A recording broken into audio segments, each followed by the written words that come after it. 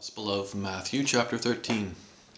Then Jesus went down to the lake where he sat and started up a teaching, preaching to the multitudes what the kingdom was, not so much how it had been set up into primates slaving mindlessly and obediently for the bloody, blood-sucking overlords of war, but rather little stories to encourage the beginning basics of thinking about it, just a little of it, and what it might be.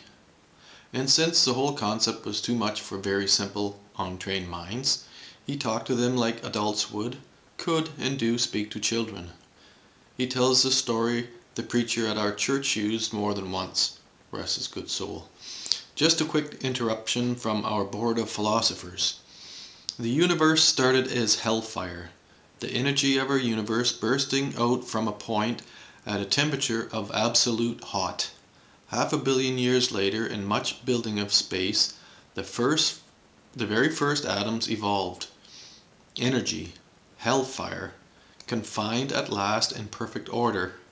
After the first atoms came the next, in direct proportion to the expanding, cooling, and concentrating of fireballs. Exploding fireballs begat more fireballs with heavier elements, the combination of perfect atoms. Energy confined in a locked system, and our fireball spit out many heavy elements, and we got planets and comets and asteroids, and about 12 billion years into putting order to hell, life on Earth. An extension of 12 billion years of mixing elements in hell. Half a billion years ago, year 13.5 billion, life had everything it needed to procreate and mutate. It procreated and mutated all the way to dinosaurs, creatures roaming and enjoying, when they weren't being eaten by other creatures, their senses, beginning to add perception to the evolution of the elements. And then the planet cooled, likely from an asteroid hit, and our ancestors suddenly had much more freedom to mutate. The mammals took over the rule of the dinosaurs. Then came a different kind of creature. While all the other creatures ran from fire, one creature turned to embrace it. And that led to everything we do, or let us say it was a big part of everything we did, from cooking food, defending ourselves from hungry animals, to forging metal. Now something else has been added. We not only perceive our environment, we mold it to suit our needs. We make language to talk about what we did, what we are doing, and what we are going to do. The more we look at and learn, the more suited we are to enjoy being much more than burning hellfire, more than minerals and water. And it is up to us where we evolve. Don't let the bastards running around in priestly clothes tell you they have it nailed down. It travels at light speed. We are because that is what elements can become. Moses was a prick that didn't even give the dinosaurs any mention. Had they had space technology, they might still reign.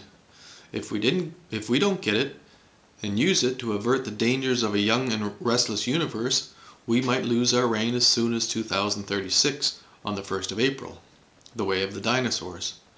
But Jesus knew he couldn't tell the simple people such a simple and basic truth, so he told them about seeds. That's what mattered to them.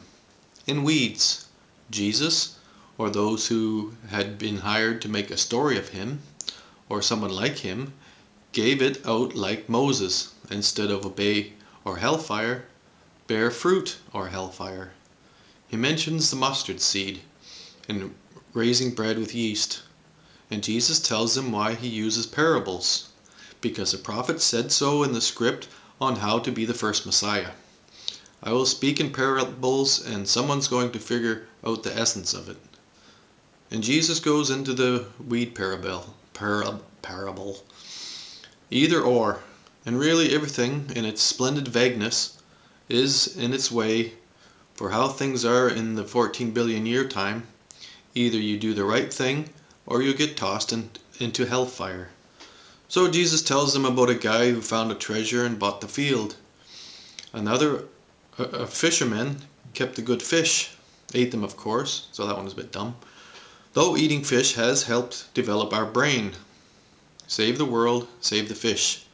Then he goes to explain everything, but it sounds like the standard the authorities told the writers they could write.